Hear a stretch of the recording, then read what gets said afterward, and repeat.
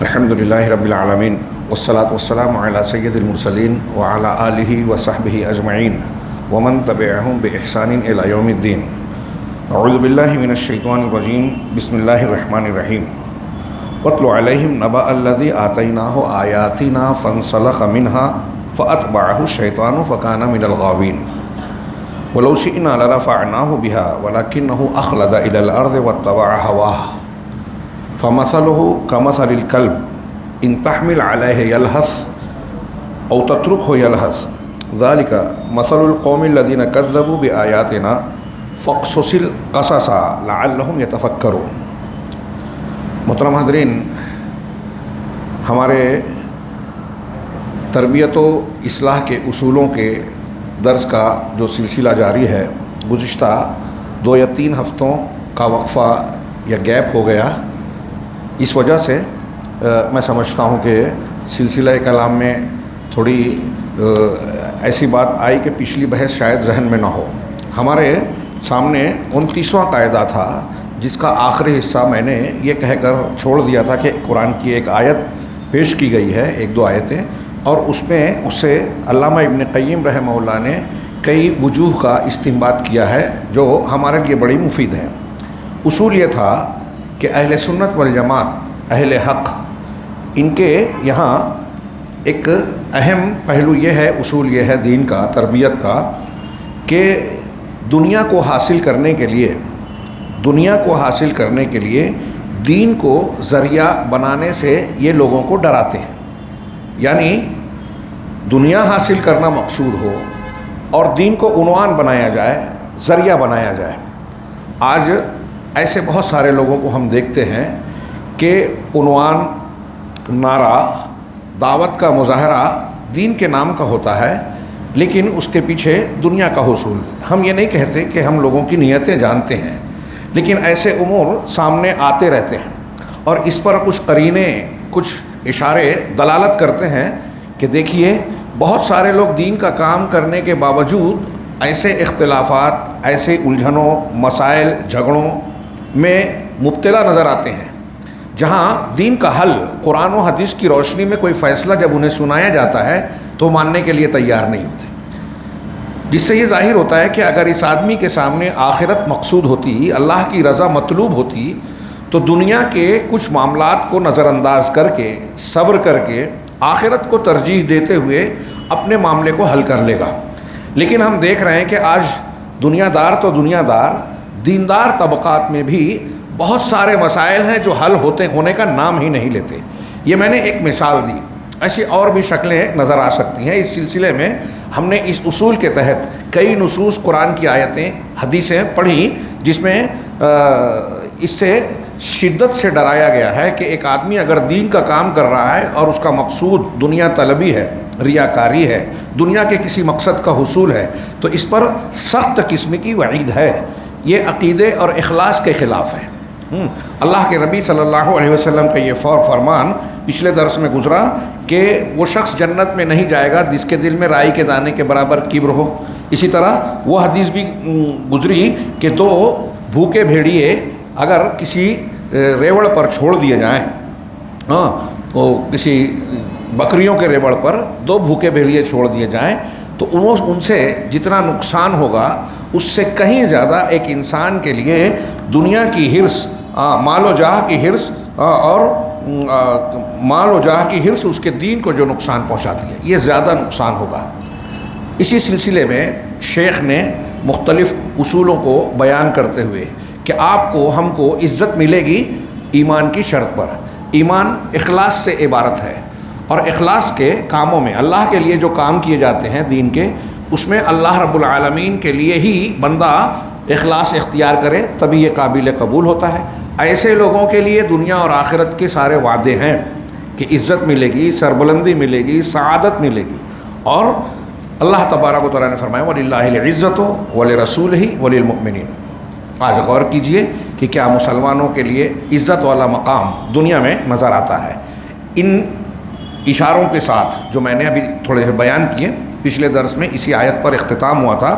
آگے شیخ نے یہ دلیل، یہ قول نقل فرمایا وطلو، اللہ تعالیٰ کا فرمان نقل فرمایا، وطلو علیہم نبأ الذی آتیناہ آیاتنا فانسلخ منہا فاتبعہ الشیطان فکان من الغاوین، کہ اور انہیں اس شخص کی خبر پڑھ کر سنائیے، وطلو علیہم تلاوت کیجیے ان پر اس شخص کی خبر، نبأ الذی، نبأ خبر، اس شخص کی خبر، آتیناہ آیاتنا جسے ہم نے اپنی آیتیں دی تھی، اپنے دین کا علم دیا، آیتیں دی، نشانیاں دی، جسے ہم نے اپنی آیتیں عطا کی تو وہ اس سے صاف نکل گیا، فانسلخ منہا، اللہ تبارک و تعالیٰ نے گویا ہدایت دی، علم دیا، آیتیں دی، لیکن اس آیتوں سے اس نے، ان آیتوں سے اس نے فائدہ نہیں اٹھایا، بلکہ اس کے برعکس فانسلخ منہا، اس سے صاف نکل گیا، مطلب اس آیت کے تقاضے، مدلول اور ہدایت کو چھوڑ دیا اور اس سے نکل گیا۔ فاتبعہ الشیطان، تو پھر شیطان نے اسے پیچھے لگا لیا، شیطان یا اس کے پیچھے لگ گیا، فکان من الغاوین، تو نتیجہ کیا نکلا کہ وہ گمراہ لوگوں میں ہو گیا۔ اللہ نے آیتیں دی لیکن اس نے اس کو اختیار نہیں کیا، شیطان اس کے ساتھ لگ گیا اور نتیجہ وہ گمراہوں میں شامل ہو گیا۔ اللہ نے فرمایا وَلَوْ شِئْنَا لَرَفَعْنَاهُ بِهَا، اور اگر ہم چاہتے تو ان آیتوں کی وجہ سے، ان آیتوں کے ذریعے سے ہم اس کو اونچا مقام دیتے، رفعت بخشتے، اگر ہم چاہتے تو ان آیتوں کے ذریعے اسے بلند کر دیتے، وَلَكِنَّهُ أَخْلَدَ إِلَى الْأَرْضِ وَاتَّبَعَ هَوَاهُ، لیکن اپنی خواہش کے پیچھے لگ گیا تو اس کی اور کیا، مگر وہ زمین کی طرف چمٹ گیا، اخلد الی الارض، دنیا کی طرف، زمین کی طرف مائل ہو گیا، اور واتبع ہواہ، اور اپنی خواہشات کی پیروی کی۔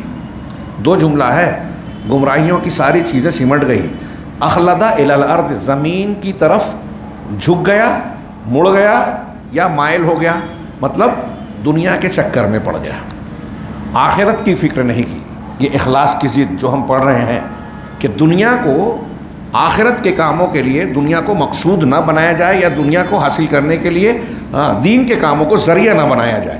چنانچہ اللہ نے فرمایا کہ وہ زمین کی طرف چمٹ گیا اور اپنی خواہش کے پیچھے لگ گیا، آیتوں کو چھوڑ دیا، اللہ کی دین کی اور ہدایت کی تعلیمات کو فراموش کر دیا، نظر انداز کر دیا، اور اپنی خواہش کے پیچھے لگ گیا۔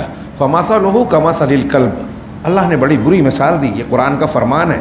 اللہ نے فرمایا تو اس کی مثال کتے کی طرح ہے کہ اگر تو اس پر حملہ کرے تو زبان نکالے ہانپتا ہے، یا اسے چھوڑ دے تب بھی زبان نکال کر ہانپتا ہے۔ یہ ان تحمل علیہ کا ایک ترجمہ کرتے ہیں اس کو، اس پر حملہ کرے، ایک ترجمہ کرتے ہیں کہ اس پر بوجھ لا دے۔ کتے پر بوجھ لادا نہیں جاتا، یعنی اگر بوجھ لادا جائے تو بھی ہانپے گا، نہ لادا جائے تو بھی ہانپے گا، تھکا ہو یا فریش ہو، دونوں صورتوں میں وہ ہانپتا ہے۔ یہ ان لوگوں کی مثال ہے جنہوں نے ہماری آیات کو جھٹلایا، سو تو یہ سنا دے تاکہ وہ غور و فکر کریں۔ یہ جو آخری کتے کی مثال ہے اس کی وضاحت آگے تشریح میں ہوگی کہ یہ مثال کس کے لیے دی گئی ہے اور اس کا کیا مفہوم ہے۔ یہ ان علماء، علامہ ابن قیم کہتے ہیں، یہ ان علماء سو کی مثال ہے جو اپنے علم کے خلاف کام کرتے ہیں۔ اہل علم کو ڈر جانا چاہیے، اس سے یعنی ان کو خوف میں مبتلا ہونا چاہیے۔ حضرت ابو ہریرہ رضی اللہ تعالیٰ عنہ کا واقعہ اس سے پہلے بارہا آپ نے سنا ہوگا، وہ جو حدیث ہے کہ اللہ تبارک و تعالیٰ قیامت کے دن ایک عالم کو لایا جائے گا اللہ کے سامنے، ایک شہید کو لایا جائے گا، ایک مالدار سخی آدمی کو لایا جائے گا۔ تینوں کا واقعہ ہے کہ اس سے کہا جائے گا کہ میں نے تجھے دین کا علم دیا، تو نے کیا کیا؟ کہا میں نے اسے پڑھایا، لوگوں میں پھیلایا، تو اس کی دعوت و تبلیغ کی۔ اللہ تعالیٰ اس سے کہے گا کہ تو نے یہ ضرور سب کچھ کیا، لیکن تیرا مقصود یہ تھا کہ لوگ دنیا میں تیری تعریف کریں، بڑا علامہ ہے، بڑا صاحب علم ہے، تو شہرت چاہتا تھا اپنے علم کے ذریعے سے، جو تو چاہتا تھا دنیا میں تجھے مل گیا، بہت القاب و آداب کے ساتھ تیرا نام لیا جاتا تھا۔ اب جب تو نے جو چاہا وہ مل گیا تو آخرت میں تو نے اجر و ثواب چاہا ہی نہیں تھا، تو اللہ تبارک و تعالیٰ کے فرشتے اللہ کے حکم سے اسے منہ کے بل گھسیٹ کر جہنم میں ڈال دیں گے۔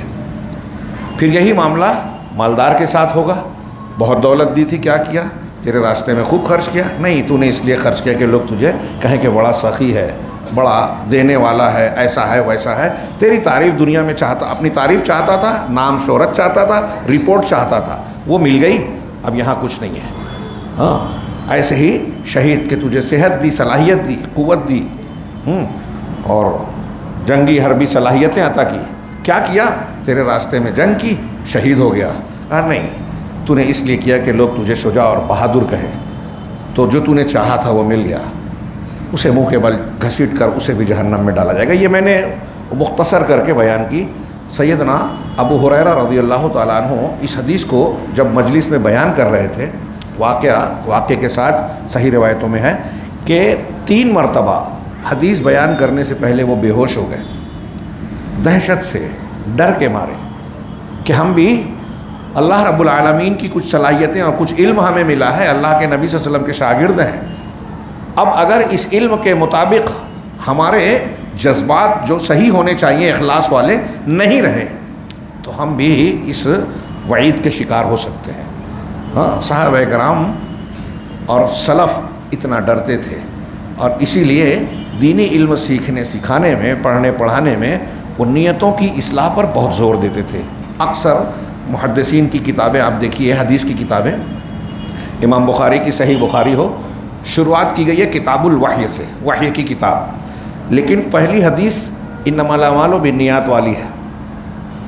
ہاں، ایک تو یہ کہ دین جو ہمیں ملا ہے، یا ہمارا جو دین عقیدہ ہو، عبادت ہو، عمل ہو، وحی سے حاصل کیا ہوا ہے تو وحی کے مطابق ہونا چاہیے۔ ایک درس یہ ہے اس میں۔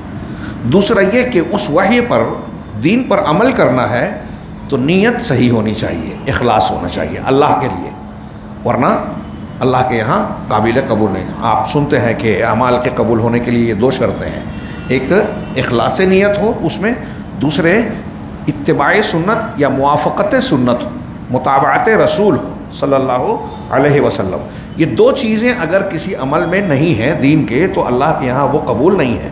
تو امام بخاری نے بھی گویا کتاب الوحی اور پھر انما الاعمال بالنیات، اور اکثر بہت سارے محدثین نے پہلی حدیث اسی کو ذکر کیا اور یہ کہا کہ یہ آدھا دین ہے، نیت کا درست کرنا، اخلاص کا اختیار کرنا۔ آج ہمارا دنیا میں مسلمانوں کی اکثریت کا، جس میں اپنے آپ کو بھی شامل مانتا ہوں، اللہ ہماری اصلاح کرے، ایک بڑا مسئلہ یہ ہے کہ ہم سے عمل نہیں ہوتا، کوتاہیاں ہیں، خرابیاں ہیں۔ دوسرا یہ ہے کہ اگر ہوتا ہے تو اس میں ایسا محسوس ہوتا ہے کہ اخلاص کی بہت کمی ہے۔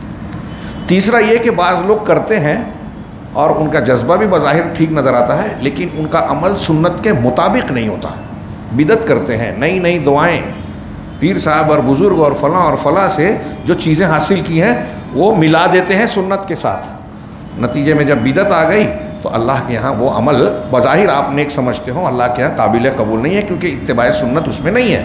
اور اللہ کے رسول کا صلی اللہ علیہ وسلم کا صاف فرمان ہے، من عمل عملا لیس علیہ امرنا فہو رد، جس نے کوئی ایسا عمل کیا جس پر ہمارا حکم، ہماری مہر تصدیق نہیں ہے، وہ مردود ہے، قبول نہیں ہوگا۔ بہرحال اللہ تبارک و تعالیٰ نے فرمایا کہ اس تناظر میں یہ جو آیت کریمہ ہے اس کی وضاحت کرتے ہوئے کہہ رہے ہیں کہ یہ ان علماء سو، برے علماء کی مثال ہے جو اپنے علم کے خلاف کام کرتے ہیں۔ علماء ایک تو وہ ہیں جو ڈگری والے ہیں، ہمارے سماج میں، معاشرے میں باقاعدہ عالم وہی مانا جاتا ہے، اور ایک طریقے سے وہ مستند ہو جاتے ہیں، ثقہ ہو جاتے ہیں جو سند والے ہوتے ہیں۔ جو سند والے نہیں ہیں اور ان کے پاس جو صحیح علم ہے، وہ علماء کی مجلسوں میں درس قرآن، درس حدیث، جمعہ کے خطبات، قرآن و حدیث کی تعلیم اور مطالعہ کے ذریعے سے انہوں نے جو حاصل کیا ہے وہ بھی جتنا علم رکھتے ہیں اس میں عالم ہو گئے، چاہے ان کو اصطلاح میں عالم نہ کہا جائے اور مصطلح میں وہ عالم ہیں بھی نہیں۔ دھیان رکھیے، علماء یعنی وہ کچھ چیزیں جان گئے، لیکن گہرائیوں کو، اصولوں کو، تطابق کو، اختلافات کو، اختلاف کی تطبیق کو اور بہت ساری اصولی چیزوں کو جانتے نہیں ہیں، اس لیے مسئلے مسائل میں ان سے خطا ہو سکتی ہے، اگرچہ ان کی کچھ معلومات کافی کچھ ہو۔ یہ فرق ہوتا ہے ایک باقاعدہ عالم میں اور جو باقاعدہ اصولوں کو نہیں پڑھتا ہے، ایک عالم اور عام آدمی میں۔ جو بہت عام آدمی تراجم سے، دروس سے بہت سی چیزیں سیکھتا ہے، جیسے آج کل بہت سارے علماء جو سمجھاتے ہیں, سمجھانے کی کوشش کرتے ہیں کہ غیر علماء سے دین کو سیکھا نہ جائے, یعنی ان سے مسئلے مسائل پوچھنا, ان سے اختلافات کے معاملے میں دقیق مسائل میں ان سے رجوع کرنا ٹھیک نہیں ہے, غلط ہے. تو کیوں کہتے ہیں؟ موٹی باتیں, جو موٹی باتیں سیکھی ہیں, متفق علیہ ہیں, وہ بیان کر رہے ہیں تقریری تیاری کر کے, ٹھیک ہے, کوئی مسئلہ نہیں. لیکن وہ افتاء کے منصب پر بیٹھ جائیں, فتویٰ دینے لگیں, اختلافات کے معاملے میں ان سے لوگ رجوع کریں, پھر جو مسائل لوگوں میں زیر بحث آتے ہیں اس میں ان کا حوالہ دے کے ان کے موقف کو لوگ اختیار کریں. آج بہت بڑی انرجی مسلمانوں کی اسی میں ضائع ہو رہی ہے. نوجوانوں کا ایک بڑا طبقہ ایسے لوگوں کے پیچھے چل رہا ہے جو عالم ہیں ہی نہیں, اور اپنے عالم نہ ہونے کی وجہ سے وہ چاہے جتنے جذبے والے ہوں, ان کے یہاں عقیدے اور منہج کی غلطیاں ہیں, اور وہ اپنی کچھ اچھائیوں کے ساتھ جب ان غلطیوں کو پیش کرتے ہیں تو ہمارا نوجوان اس کو پکڑ کے بیٹھ جاتا ہے اور صحیح ثقہ علماء سے اس سلسلے میں بحث کرتا ہے. جب علماء اس کا رد کرتے ہیں تو وہ اپنے اس گمراہ امام کا دفاع کرتا ہے, ہمیں گالیاں دیتا ہے کہ یہ ان کا رد کر کے یہ شہرت طلب کرنا چاہتے ہیں. ہاں, ایسا مجھے پتہ ہے کچھ لوگوں نے کہ میرے بارے میں بھی کہا جاتا ہے کہ ڈاکٹر اسرار کو اور کچھ مولانا مودودی صاحب کو لکھا, تو کہا ان کا رد کر کے ان کا کہ یہ ان کی دھول کے برابر بھی نہیں ہے. تسلیم کہ ہم ان کی دھول کے برابر نہیں ہیں, لیکن یہ پورے یقین کے ساتھ کہہ رہے ہیں کہ جو ان کی غلطیاں بیان کر رہے ہیں وہ ذمہ داری کے ساتھ بیان کر رہے ہیں, اللہ کے پاس جواب دینا ہے. اگر وہ ہم ان کی دھول کے برابر نہیں ہیں اور نہیں کہہ سکتے, تو کیا مولانا مودودی صاحب امیر معاویہ رضی اللہ تعالیٰ عنہ کے پیروں کی دھول کے برابر ہیں؟ حضرت ڈاکٹر اسرار صاحب صحابہ کرام کے پیروں کی دھول کے برابر ہیں؟ یہ علی انجینئر جاہل آدمی کیا یہ صحابہ تابعین محدثین کی دھول کے برابر ہے؟ حدیثوں کا رد کر سکتا ہے؟ آپ کو پسند آ گیا تو آپ اس کی حدیثوں کے غلط اور غلط بیانی کو بھی جو ہے دفاع کریں گے. اور علماء حق اپنی ذمہ داری ادا کرتے ہوئے جب اس کی تردید کرتے ہیں, آپ کو صحیح بتا رہے ہیں, آپ ذمہ داری ادا کر کے آپ کی آنکھیں کھول رہے ہیں, تو آپ آنکھیں کھولنے کی بجائے چاہتے ہیں کہ وہ عالم آنکھیں بند کر لے, منہ بھی بند کر لے. یہ عجوبہ ہے اس زمانے کا, قیامت کی نشانی ہے کہ عالم کو جاہل, جاہل کو عالم سمجھا جائے گا. ہے نا حدیث میں کہ جھوٹے کو سچا, سچے کو جھوٹا, امانت دار کو خائن اور خائن کو امین سمجھا جائے گا. جو امانت داری سے کوئی بات پیش کر رہا ہے اس کو کہہ رہے ہیں کہ یہ شہرت چاہتا ہے, اور جو شیعوں کا ایجنٹ ہے, یہودیوں کا ایجنٹ ہے, جو مسلمانوں کو نقصان پہنچانے والی چیزیں ہمارے نوجوانوں میں زہر کے طور پر پھیلا رہا ہے خوبصورت انداز میں, اس کو لوگ قابل اعتماد سمجھ رہے ہیں. بہت بڑا عالمیہ ہے. اور یہ میں نہیں کہہ رہا ہوں, اللہ کے نبی صلی اللہ علیہ وسلم نے کہا ہے کہ میں اپنی امت کے بارے میں الائمۃ المضلین, اخاف علی امتی الائمۃ المضلین, میں گمراہ کرنے والے اماموں سے ڈرتا ہوں. گمراہ کرنے والے امام کون ہوں گے؟ تھوڑا غور کیجئے, یہاں رک کے نبی صلی اللہ علیہ وسلم نے فرمایا کوئی مذاق نہیں ہے, ایسے ہی سرسری مت گزر جائیے. شیطان اگر کسی کو بہکاتا ہے تو کیا آ کے یہ کہتا ہے کہ میں شیطان ہوں, تم کو اللہ کے راستے سے ہٹانا چاہتا ہوں, تو تم ہٹ جاؤ اور آپ مان لیں گے؟ نہیں. مسلمانوں کی اوقاف پہ قبضہ کرنے والے یہ کہتے ہیں کہ ہم مسلمانوں کا بھلا چاہتے ہیں. پورا ہندوستان کوئی مانتا ہے؟ مسلمان تو مسلمان, غیر مسلم بھی نہیں مان رہا, جانتا ہے کہ یہ بکواس ہے, غلط بات ہے. شیطان بھی ایسے ہی دھوکے باز ہے نا. حضرت آدم علیہ السلام کو شجر ممنوعہ سے کھلایا, کھانے پر اکسایا, بہکایا, اور یہ کہہ کر بہکایا کہ اس کو کھا لو گے تو جنت میں ہمیشہ رہو گے, جبکہ اسی کھانے کی وجہ سے جنت سے نکالے گئے. کتنی صاف بات ہے نا. ایسے ہی شیطان آ کے آپ کو یہ بتاتا ہے, یا جو گمراہ کرنے والے امام ہیں, میں پھر سے کہہ رہا ہوں, ان کی نیت جو بھی ہو اللہ جانتا ہے, لیکن ظاہر میں اگر ان کی کوئی بات قرآن و حدیث سے اور متفقہ عقائد و منہج سے خلاف میں ہے تو عالم دین کا یہ فرض ہے. اگر وہ چپ رہتا ہے تو اللہ کے یہاں اسے جواب دینا پڑے گا. وہ فرض ہے, وہ یہ نہیں دیکھے کہ وہ پیروں کی دھول کے برابر ہے کہ سر کی ٹوپی کے برابر ہے. غلط ہے تو غلط ہے. وہ وقت کا شیخ الاسلام ہو, اسے دنیا کے بہت سارے لوگ لائک اور سبسکرائب کرتے ہوں. ہاں, ہمارے یہاں میں نے کہا کہ یہ بہت بڑی مصیبت ہے. تو علماء سو میں کن کو شمار کریں گے ہم؟ یہاں جو ذکر کیا کہ یہ علماء سو کے بارے میں آیتیں ملی, لیکن اس سے نکل گئے. ایک تو وہ ہے جو قصدن نکل جاتا ہے، لیکن آپ سوچئے کہ کوئی شخص عام طور سے قرآن و حدیث ملنے کے بعد یا ہدایت ملنے کے بعد جان بوجھ کے ایسا کرے کہ نہیں میں حدیث قرآن چھوڑ رہا ہوں، اللہ کے سچے دین کو چھوڑ کے جھوٹا دین مان رہا ہوں، بظاہر ایسا کوئی نظر نہیں آئے گا، لیکن ایسا لوگ کرتے ہیں۔ دل میں ان کی کیا نیت ہے الگ بات ہے، یعنی وہ ظاہر نہیں ہوتی، لیکن ظاہر میں وہ عنوان باتیں چپڑی چپڑی ایسی چکنی چپڑی ایسی کرتے ہیں کہ آدمی کو دھوکہ ہوتا ہے۔ زخرف القول غرورا قرآن کی زبان میں، کہ چکنی چپڑی بات کر کے دھوکے میں ڈالتے ہیں۔ تو علماء سو وہ ہیں جو علم کا آپ کے سامنے ہمارے سامنے بطور عالم آتے تو ہیں، لیکن ان کے علم میں گمراہی ہے، خرابی ہے، غلطی ہے، انحراف ہے، ان کی فکر بگڑی ہوئی ہے، اللہ کے نبی صلی اللہ علیہ وسلم کی تعلیمات اور قرآن و حدیث اور سلف کے طریقے سے ہٹی ہوئی فکر پر مشتمل ہے۔ اب وہ کتنا اچھا درس دیتا ہو، کتنی اچھی تقریر کرتا ہو، بہت اچھی تحریر لکھتا ہو، اس سے دھوکہ نہ کھائیں۔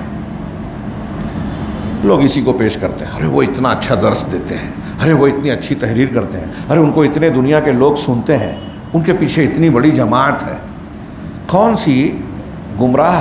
سا گمراہ طبقہ ہے آج کی دنیا میں زمین پر مذہب جہاں اچھے اور قابل لوگ نہیں ہیں اور ان کے پیچھے چلنے والے اندھے عقیدت مند نہیں ہیں؟ کیا یہ اصول ہے؟ یہ اصول ضابطہ ہے کہ جس کو کچھ لوگ مانتے ہیں، لائک کرتے ہیں، آپ کے لیے وہ دلیل بن جائے؟ ہمارے لیے یہ ایک موٹی سی بات ہے، لیکن دیکھیے کہ مسلمانوں کی اکثریت کہہ رہا ہوں، مسلمانوں کی اکثریت اس موٹی سی بات کو مانتی ہی نہیں، سمجھتی ہی نہیں، چاہے زبان سے کہتی ہو۔ اگر سمجھتی اور مانتی تو یہ جو روز نئے نئے مصلحین جھوٹے قسم کے دغاباز یا دجالین اگتے ہیں، لانچ کیے جاتے ہیں یہود و نصارہ کی طرف سے، جن کی مدد کی جاتی ہے، وہ مسلمانوں میں پنپتے نہیں۔ مگر ہائے، یہ اللہ رب العالمین کی مشیت ہے، اس کی حکمت ہے کہ ہم کو آزماتا ہے۔ یہ صورتحال ہے، کسی عرب عالم نے لکھا تھا کہ دنیا ایسی عجوبہ کار ہے کہ یہ بالکل جیسے انہوں نے مثال دی کہ یہ بالکل صاف اور واضح ہے قرآن و حدیث سے کہ اللہ کے نبی صلی اللہ علیہ وسلم کے بعد کوئی نبی آئے گا نہیں، لیکن آج کے زمانے میں بھی ایسا ہے کہ اگر کوئی شخص پیدا ہو جائے اور جھوٹی نبوت کا دعویٰ کرے تو کچھ نہ کچھ بیوقوف لوگ ایسے مل جاتے ہیں جو اس کے پیچھے چلنے لگتے ہیں، اس کو ماننے لگتے ہیں۔ قرآن حدیث کی صاف تعلیمات ہے ایک طرف، پھر بھی مانتے ہیں۔ اب دیکھیے دنیا میں تصوف کا کہ پنجے کتنے گڑے ہوئے ہیں، کتنی بڑی تعداد ہے، مختلف سلسلوں کو مان رہی ہیں، اور آپ اس کی تعلیمات کو پڑھیں گے جب اور قرآن و حدیث سے مقابلہ کریں گے تو آپ کو یہ لگے گا کہ قرآن و حدیث اور یہ بالکل دو الگ الگ چیزیں ہیں، دین سے ہٹ کے ایک دین ہے، بدعات، خرافات، گمراہیوں کا مجموعہ ہے تصوف، لیکن اسے بہت سارے لوگ اچھی نگاہ سے دیکھتے ہیں، اور مجھ جیسے لوگ اگر اب اس کا رد کر رہے ہیں، جیسے میں یہ جملے کہہ رہا ہوں، اگر کوئی سنتا ہے تو گالیاں دیتا ہے، ارے اتنے بڑے بڑے لوگ، ایسے لوگ، کیونکہ ان کے بارے میں جھوٹے سچے واقعات بیان کر کے رکھے گئے ہیں کہ وہ ایسے تھے، وہ ویسے تھے، اس میں پہنچے ہوئے اتنے بزرگ تھے، وہ ہوا میں اڑتے تھے، وہ اتنے وضو سے اتنی نماز پڑھتے تھے، وہ یہ کرتے تھے، وہ کرتے تھے۔ اور یہ میں کہتا ہوں یہی سب چیزیں ہیں انسانوں کو گمراہ کرتی ہے، کہ شخصیات کی عظمت کا سکہ جب ذہن و دماغ میں بٹھایا جاتا ہے کہ وہ ایسے تھے ایسے تھے ایسے تھے، تو اب اس کے بارے میں مزاج یہ بن جاتا ہے کہ وہ جو ہے بالکل صحیح ہے، اور اس کے اندر جو اس کی طرف جو چیز منسوب کر دی گئی آنکھ بند کر کے اسے قبول کر لیا گیا۔ اس کمزوری کو باطل پرستوں نے خوب پوری اسلامی تاریخ میں آپ پڑھیے، باطل پرستوں نے عام لوگوں کی اس کمزوری کو خوب کیش کیا ہے، استعمال کیا ہے، کہ مسلمانوں میں باطنیہ نے مشورہ کر کے، آپ تاریخ میں پڑھیے کہ باقاعدہ یہ مختلف مذاہب کے لوگ، مجوسی، مانوی، یہودی، مزدکی، ان لوگوں نے مل جل کر میٹنگ کی تو یہ کہا کہ قرآن و حدیث کے نام پر قرآن و حدیث سے بہکانا کا کوئی طریقہ ڈھونڈا جائے۔ تو انہوں نے کہا کہ ہم یہ کہیں کہ قرآن کے ظاہری الفاظ بھی ہیں اور باطنی معنی بھی ہیں، ظاہری معنی اور باطنی معنی، یہ باطنیہ کہلائے۔ تو کہا یہ مانیں گے کیسے لوگ؟ بھائی میں ایک بات کہوں کہ مرج البحرین یلتقیان، کہ دو سمندر آپس میں ملتے ہیں، تو سمندر کو سمجھ رہے ظاہر میں، لیکن ہم کہیں کہ دو سمندر سے مراد حضرت علی اور حضرت فاطمہ ہیں، تو آدمی کیسے مانے گا؟ کہا اس کو منوانے کا آسان طریقہ یہ ہے کہ یہ کہا جائے کہ قرآن کے ظاہری معنی سے ہٹ کر باطنی معنی ہے، اور اسے بہت گہرے علم والے اور اہل بیت کے لوگ ہی سمجھتے ہیں، اور ہم اپنے طور سے باطنی معانی کو متعین کریں اور منسوب کر دیں کہ یہ فلاں اہل بیت کے فلاں امام کا قول ہے، جبکہ کوئی قول وول نہیں ہے، منسوب کر دیا، کتاب میں لکھ دیا۔ اب ایک عام مسلمان کو جب پتہ چلا کہ یہ حضرت حسین کا قول ہے، حضرت امام جعفر کا قول ہے، حضرت علی رضی اللہ تعالیٰ عنہ کا قول ہے، تو پھر وہ اس کا رد نہیں کر سکتا، یا جو رد کرے گا اس کے خلاف یہ اس کا دشمن بن جائے گا۔ یہ جو میں کہہ رہا ہوں بہت بڑے پوری اسلامی تاریخ میں مختلف طبقات کی گمراہی کے لیے ایک ذریعہ بنایا گیا۔ اب ایسے علماء جن کی فکر اور علم ہی غلط ہو، وہ بھی علماء سو ہیں۔ ایسے علماء جو عالم دین، چاہے ان کا علم کسی حد تک ٹھیک ہو، قابل قبول ہو، لیکن ان کی نیت، مقصد دین کی تعلیم، دین کا فروغ دینے کی بجائے اپنی شہرت، اپنی دنیا کی تعمیر ہو، وہ بھی علماء سو میں ہیں کہ وہ اپنے ذاتی مقاصد کے لیے دین کے معاملات کو قربان کر سکتے ہیں۔ ان کے اندر احساس ذمہ داری نہیں ہے، نہیں ہوگا۔ ایک عالم دین سچا ہوگا۔ اب دیکھیے صحابہ، تابعین، محدثین، ائمہ کرام، وہ کہتے ہیں کہ ہم سے عبداللہ ابن مسعود رضی اللہ تعالیٰ عنہ، مجھ سے کوئی حلال حرام کا مسئلہ پوچھتا ہے تو میرے رونگٹے کھڑے ہو جاتے ہیں۔ احساس ذمہ داری۔ امام شعبی کہتے ہیں کہ ہمارے زمانے میں امام شعبی بہت سارے، تقریباً میں سمجھتا ہوں، مجھے یاد پڑتا ہے کہ 200 صحابہ سے ملے اور بہت سارے صحابہ کے شاگرد ہیں۔ کہتے ہیں کہ ہمارے زمانے کا طریقہ یہ تھا کہ اگر کوئی آدمی اس مسئلہ پوچھنے آتا تو ایک عالم کہتا کہ مجھ سے زیادہ فلاں کے پاس علم ہے، آپ اس سے جا کے پوچھو۔ دوسرا بولتا کہ نہیں مجھ سے بڑا عالم وہ ہے، اس کے پاس جاؤ۔ وہ چوتھے کے پاس گھوم پھر کے وہ پہلے کے پاس آ جاتا تھا۔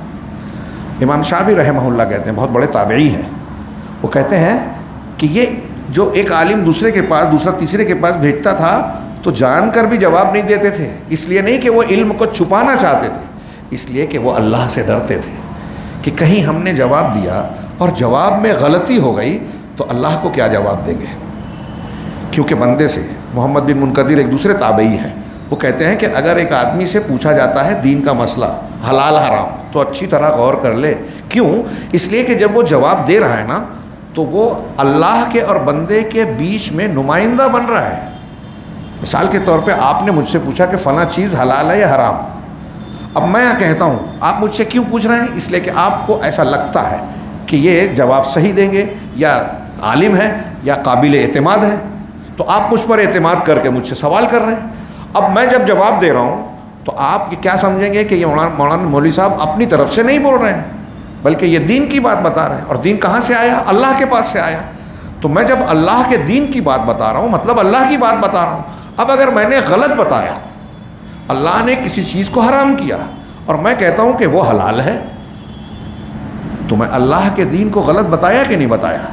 بندے اور اللہ کے بیچ میں نے غلط نمائندگی کی کہ نہیں کی؟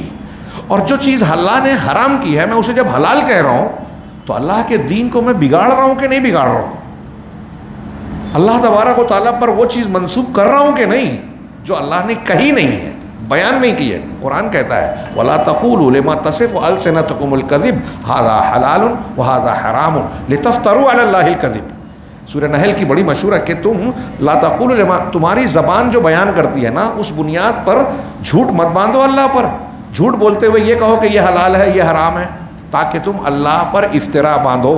جو لوگ اللہ پر جھوٹ باندھتے ہیں وہ کامیاب نہیں ہو سکتے۔ یہ قرآن کی آیت کا مفہوم میں نے بتایا، غور کیجئے، چھوٹی بات نہیں ہے۔ اس سے ہمارے سلف ڈرتے تھے، اور آج کے ماحول میں آپ دیکھیے جو ٹھیک سے عالم بھی نہیں ہے، عربی پڑھنا نہیں آتا، اصول فقہ، اصول حدیث، اصول تفسیر کو اساتذہ سے سیکھا سمجھا نہیں ہے، دو حدیثوں میں ٹکراؤ ہوتا ہے تو دونوں میں تطبیق کی کیا شکلیں ہوتی ہیں، ترجیح کے کیا اصول ہوتے ہیں، ناسخ و منسوخ کے کیا اصول ہوتے ہیں، وہ نہیں جانتا۔ ایک روایت کو پڑھا اور اس بنیاد پر فتویٰ دے دیتا ہے، لوگ اس سے فتویٰ پوچھ رہے ہیں۔ اور ہمارے یہاں ٹرینڈ یہ بن گیا کہ نئے طبقہ یہ سمجھتا ہے کہ مولوی صاحب تو یہ جو کرتے پیجامے والے مولوی صاحب ہیں، لمبی داڑھی والے، یہ 1400 سال پہلے کی باتیں کرتے ہیں، اور جو ٹائی پینٹ کوٹ پہن کر 3 پیس میں ٹی وی چینل پہ آتے ہیں وہ آج کی زبان میں آج کے لوگوں کو جواب دے رہے ہیں، جدید تقاضوں سے واقف ہیں اور جدید تقاضوں کے مطابق دین سمجھا رہے ہیں۔ ان جدید تقاضوں کے چکر میں لوگوں نے کئی تحریکوں کا ساتھ دیا کہ ارے جدید لب و لہجے کی شاعری ہے، آج کے تقاضوں کے عین مطابق ہے۔ ہاں، ہمارے یہاں تحریکی لوگ علماء پر ایک بھپتی کستے ہیں پوری دنیا میں کہ علماء، قرآن و حدیث کو جاننے والے علماء یہ فقہ الواقع سے واقف نہیں ہیں۔ فقہ الواقع مطلب حالات سے، عجیب بات ہے۔ تو علماء کرام نہیں ہیں، تو جو حالات سے واقف ہیں وہ پروفیسر ہیں، ڈاکٹر ہیں، سائنٹسٹ ہیں، یہ ان علماء سے زیادہ اونچے ہیں ان کی نزدیک، ان کو زیادہ عزت سے دیکھتے ہیں، ان کی بے عزتی کرتے ہیں۔ انبیاء کرام علیہ السلام کے دور میں بھی آپ دیکھیے کہ انبیاء نبی جو تھے، اللہ کے نبی صلی اللہ علیہ وسلم نے صحابہ کرام تعبیر کرتے تھے، نر کھجور کے درخت کا حصہ کاٹ کے مادہ والے میں، نر اور مادہ درخت میں بھی ہوتے ہیں، پچر کاری جس کو ہم آج کی اردو زبان میں کہیں گے، سائنس میں پڑھاتے ہیں پچر کاری، یہ کاٹ کے اس میں لگا دیتے تھے، پھل زیادہ ہوتا تھا، اس کو عربی میں تعبیر کہتے ہیں، تے کے بعد الف حمزہ۔ تو صحابہ یہ کرتے تھے، آپ نے کہا کہ یہ کیوں کرتے ہو؟ صحابہ نے نہیں کیا 1 سال، تو پھل کم آیا۔ تو صحابہ کرام نے کہا اللہ کے رسول صلی اللہ علیہ وسلم نے آپ نے کہا تھا کہ تعبیر کیوں کرتے ہو؟ ہم نے نہیں کیا، پھل کم ہو گیا۔ تو کہا یہ تمہاری دنیا کا معاملہ ہے، غور کیجئے، یہ تمہاری دنیا کا معاملہ ہے، تم اس کو مجھ سے زیادہ جانتے ہو، تم اس معاملے میں جو تجربات مشاہدات رکھتے ہو، جانتے ہو، تم اپنے اعتبار سے کام کرو۔ ہاں، دین کی جب کوئی بات میں بتاؤں، اللہ کے حوالے سے کوئی بات بتاؤں، بحیثیت پیغمبر اور نبی کے، میں اپنے الفاظ میں اللہ کے نبی صلی اللہ علیہ وسلم کی بات کو 2-3 جملوں میں کہہ رہا ہوں، بطور پیغمبر کوئی بات کہہ رہا ہوں، تو پھر تم کو میری بات ماننا واجب ہے۔ نوٹ دس پوائنٹ، غور کیجئے، کیا یہ قابل لوگ یہ کہیں کہ نبی کریم صلی اللہ علیہ وسلم بھی فقہ الواقع سے واقف نہیں تھے؟ قرآن کی آیت ہے وَإِذَا جَاءَهُمْ أَمْرٌ مِّنَ الْأَمْنِ أَوِ الْخَوْفِ أَذَاعُوا بِهِ، کہ ان لوگوں کی حالت یہ ہے جو کمزور دل کے مسلمان، تھوڑے منافق سے متاثر منافقین سے، کہ جب ان پر کوئی خوف یا امن کی خبر آتی ہے تو اس کو پھیلاتے ہیں، وَلَوْ رَدُّوهُ إِلَى الرَّسُولِ وَإِلَىٰ أُولِي الْأَمْرِ مِنْهُمْ، لیکن اگر وہ اس خبر کو لوگوں میں پھیلانے کی بجائے، جو آج کل وائرل اور فارورڈ کرتے ہیں نا، لوگوں میں وائرل کرنے کی بجائے اگر رسول تک پہنچا دیتے اور جو اہل علم ہے، اولو الامر ہے، اہل فضل ہے، ان تک پہنچاتے، لَعَلِمَهُ الَّذِينَ يَسْتَنبِطُونَهُ مِنْهُ، تو اسے وہ لوگ اچھی طرح اس کی حقیقت کو جان جاتے، پرکھ لیتے جو اس سے استنباط کی صلاحیت رکھتے ہیں۔ نوٹ کیجئے، قرآن کا یہ فرمان ہے، اللہ تعالیٰ یہ کہہ رہا ہے کہ آپ کے پاس کوئی خبر آئے تو لوگوں میں پھیلانے سے پہلے جو بڑے لوگ ہیں، اور اس وقت رسول اللہ صلی اللہ علیہ وسلم اور صحابہ میں جو اہل علم ہیں ان تک پہنچائیے، لوگوں میں مت پھیلائیے۔ اس سے مطلب یہ ہوا کہ جو چیز آپ کے پاس خبر آئی ہے یا اس آیت میں جو کہا گیا وہ رسول کے پاس وہ خبر نہیں ہے، تو رسول صلی اللہ علیہ وسلم گویا فقہ الواقع سے ناواقف ہے۔ فقہ الواقع سے مطلب کیا؟ اور میں اس کو ایک اور طریقے سے کہتا ہوں، پچھلے کئی دروس میں کہہ چکا ہوں کہ فرض کیجئے کہ جاپان، لنڈن، امریکہ کی کوئی مشین بنی ہے، وہاں کی کوئی خاص خبر ہے، کوئی واقعہ ہے، ٹرین کا حادثہ ہو گیا یا کوئی ایک آدمی نے کوئی کام کیا، ایک آدمی کو وہ خبر ہے، مولوی صاحب کو نہیں ہے، تو مولوی صاحب کو امریکہ میں کوئی واقعہ پیش آیا، جاپان، لنڈن میں کوئی بات ہوئی، نہیں معلوم ہے، تو اس سے ان کی ہدایت والے علم میں کوئی کمی ہوئی کیا؟ لیکن ایک آدمی بہت ساری خبروں کو جانتا ہے، ہاں، ساری خبروں کا تجزیہ کرتا ہے، روز ٹی وی چینل پہ آ کے جو ہے ڈیبیٹ میں حصہ لیتا ہے، بحث کرتا ہے، کہاں کہاں کے حوالے دیتا ہے کہ سن فلاں میں ہاں مولانا ابوالکلام آزاد نے یہ کہا تھا، نہرو اور سردار ولبھ بھائی پٹیل میں یہ ہوا تھا، ہندوستان کی تاریخ یہ ہے، تاتاریوں کی تاریخ یہ ہے، علامہ ابن تیمیہ کی اور فلاں کی تاریخ یہ ہے، ہاں، جاپان اور امریکہ میں اس وقت انقلاب آیا، اس وقت سے جمہوریت قائم ہے، فرانس کا انقلاب اس وقت ہوا تھا، ایسی بہت سی معلومات بیان کرتے ہوئے، لیکن اگر اس کو توحید کہ عقائد کے اصول نہیں معلوم ہے، اللہ تعالیٰ کے اسماء و صفات کے متعلق بنیادی چیزیں اس کو معلوم نہیں ہیں، تو وہ جو فقہ واقع کی بہت علامائیت چھانٹتا ہے اس کے لیے فائدہ مند نہیں ہوگی، یہ کمی ہے اس کے اندر جس کی ضرورت ہے کہ وہ پورا کرے۔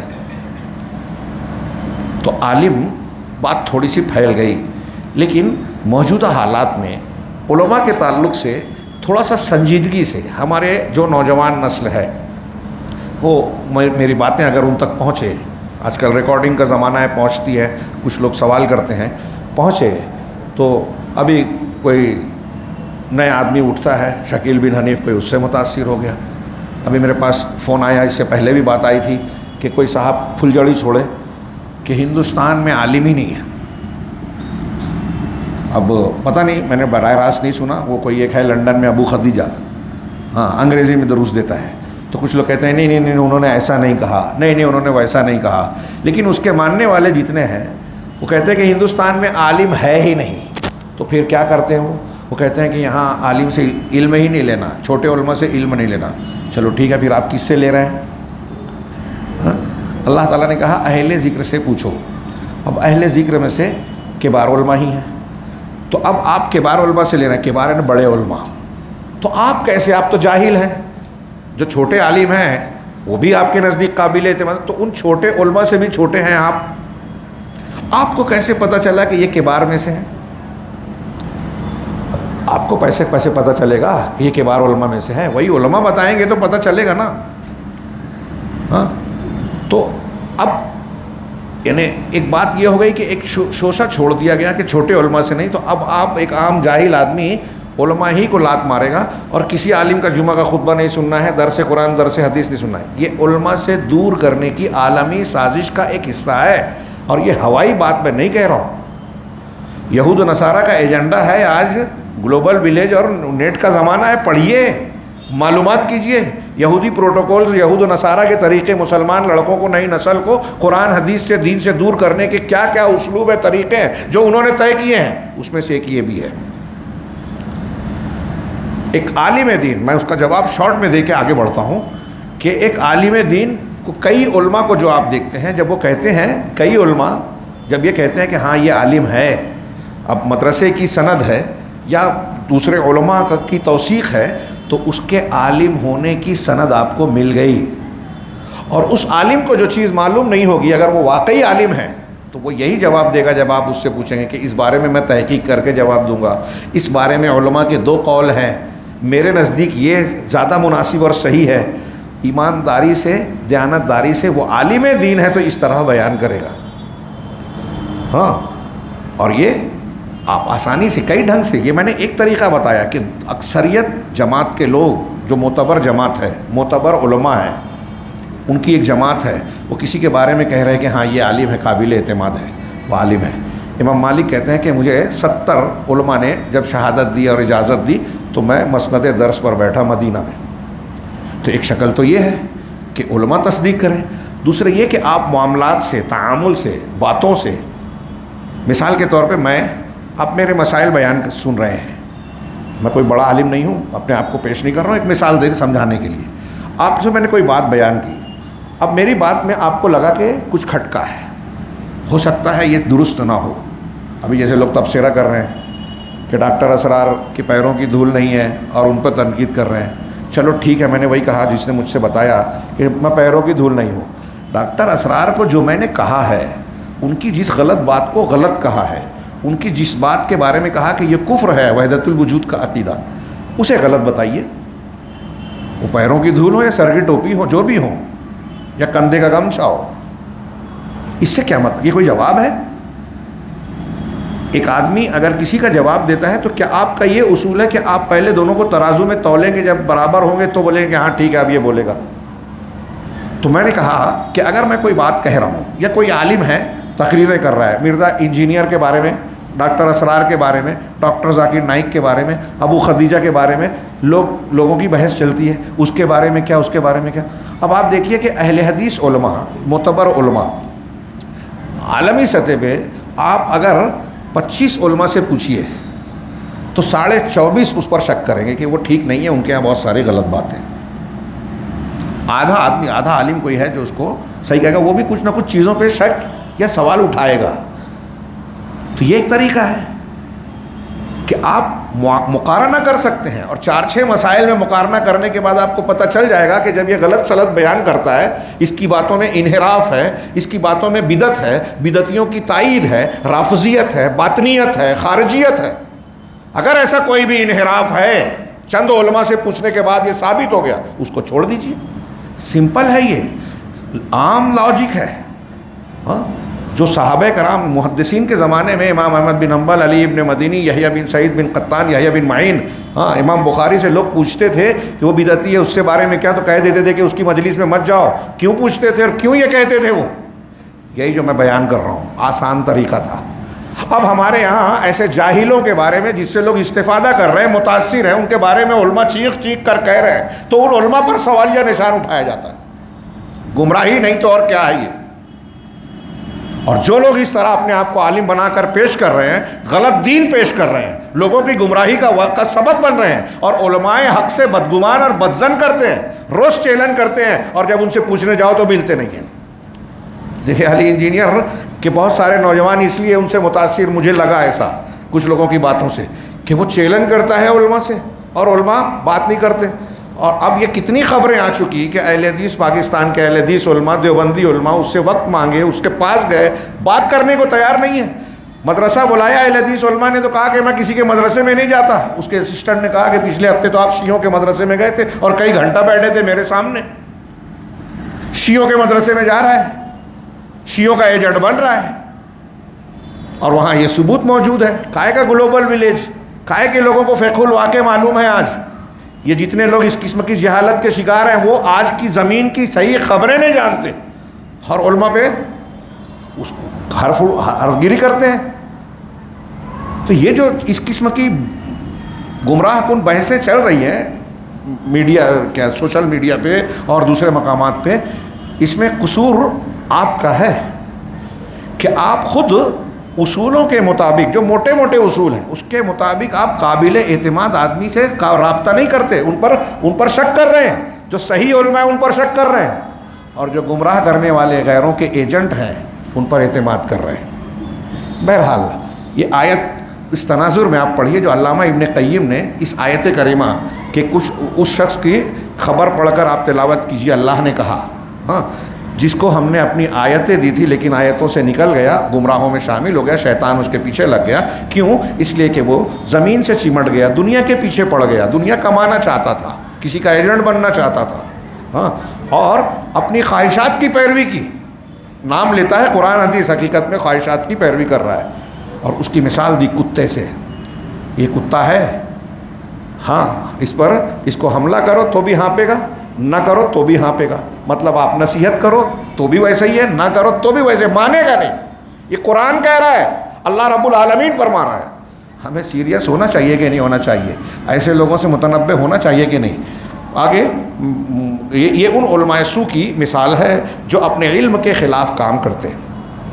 علامہ ابن قیم رحمہ اللہ نے کہا کہ اس آیت کے اندر متعدد وجوہات سے اس شخص کی مذمت وارد ہوئی ہے جس کو اللہ نے علم دیا، پھر وہ اس علم سے نکل کے علم کے تقاضے کے خلاف جاتا ہے، الٹی سیدھی باتیں کرتا ہے. پہلی وجہ، کئی وجہ سے اس کی مذمت ہے، تو اس کی مذمت کی پہلی وجہ، علم کے باوجود وہ گمراہ ہو گیا اور جان بوجھ کر ایمان کے مقابلے کفر کو ترجیح دی.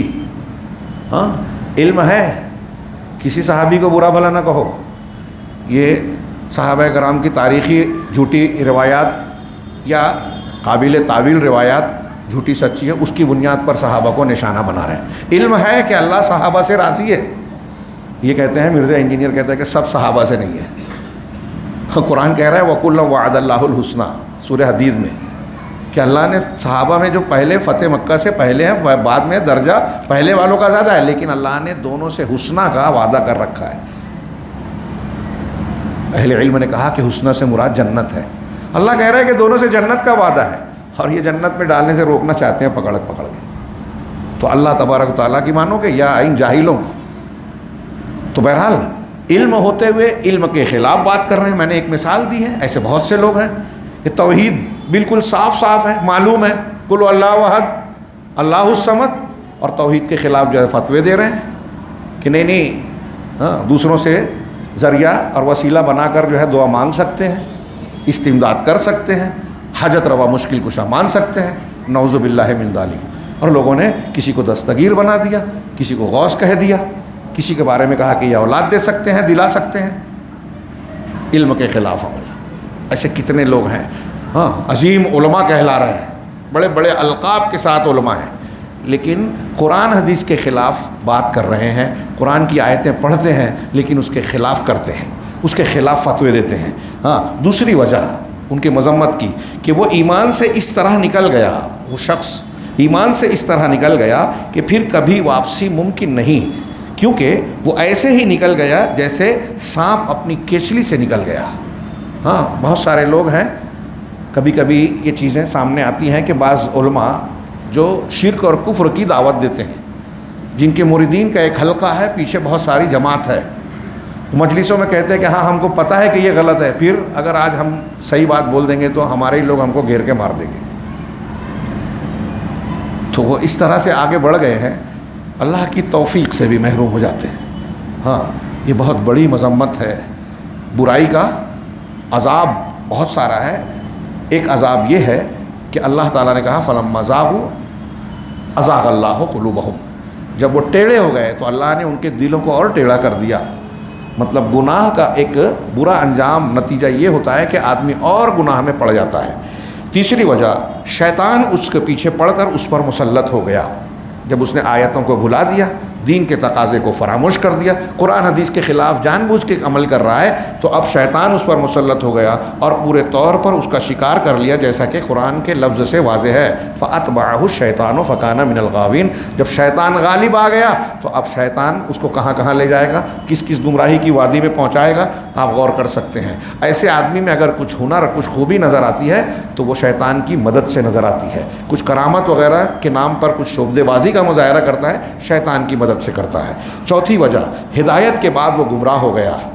مذمت کا ایک پہلو کہ ہدایت دی تھی اللہ نے، نہیں مانا، نکل گیا، ہاں گمراہ ہو گیا۔ اور یہ گمراہی اعتقاد اور علم کی ہے، جو عمل کی گمراہی سے کہیں زیادہ سنگین ہے۔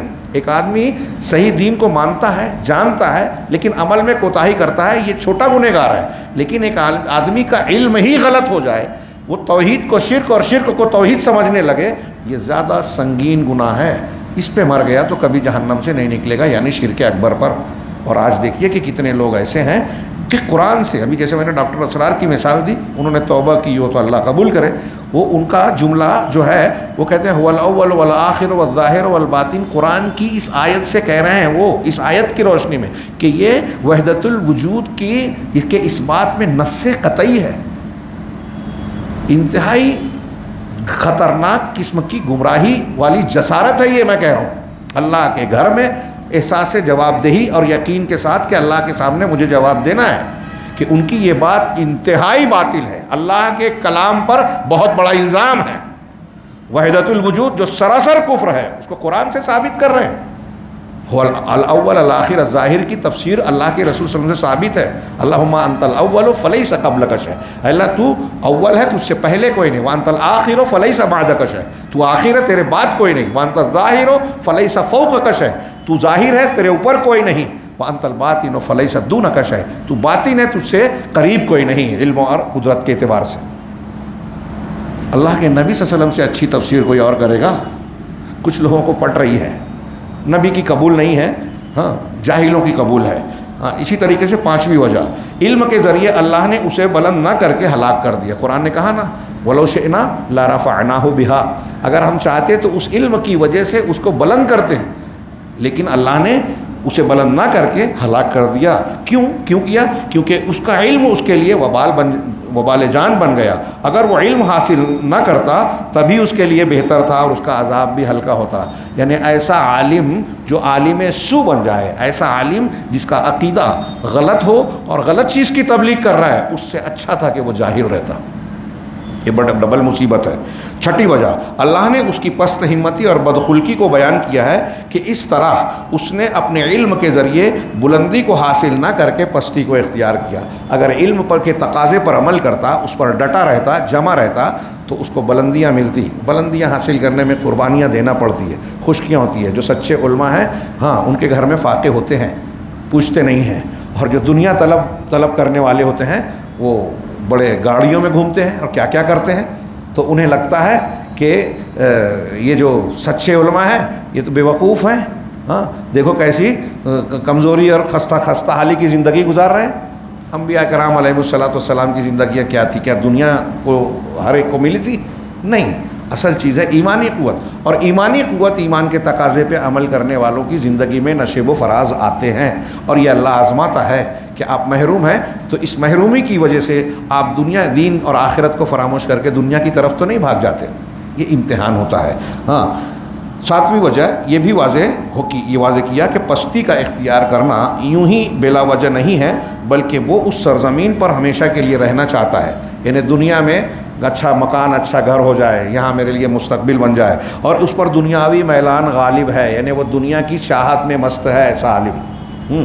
اور یہی اس کا سبق ہے کہ اس سے ہم کو ڈرنا اور ڈرانا چاہیے، دین کو ذریعہ بنا کے دنیا کمانے کے چکر میں نہ پڑے، دنیا ضرورت کے مطابق حلال طریقے سے ضرور حاصل کی جائے، لیکن آخرت کے مقابلے میں اس کی طرف متوجہ نہ ہو، اور دین کے تقاضے میں دین کو اس کے لیے ہتھیار نہ بنایا جائے۔